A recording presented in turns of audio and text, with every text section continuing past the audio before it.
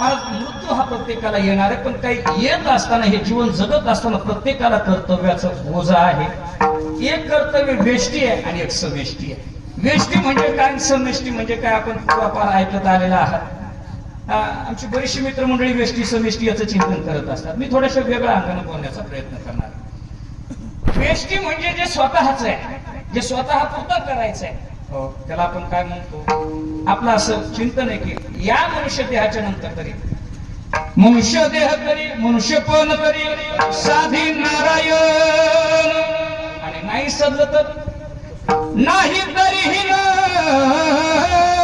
पशुनी मनुष्यपण तरी साधी नारायण. हे वेष्टी कर्तव्य आपल्या स्वतः पुरताच कर्तव्य आहे. या मृत्यू लोकाला पोहोचल्याच्या नंतर मनुष्य म्हणून जन्माला आलं, पहिलं आपुली आपण ते वेष्टी कर्तव्य. आणि समेष्टी कर्तव्याच्या बाबतीमध्ये चिंतन करत असताना स्वामीजी सांगत असतात, अनेक आहे समेष्टी जे चिंतन आहे, समेष्टी जे कर्तव्य आहे ते खूप काही पुष्कळ आहे.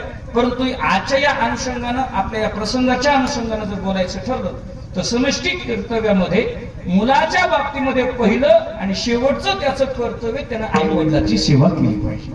ज्ञानोबा किती गोड भाषा बोलतात, किती सेवा केली पाहिजे. हो, हे शरीर आहे ना, हो हे शरीर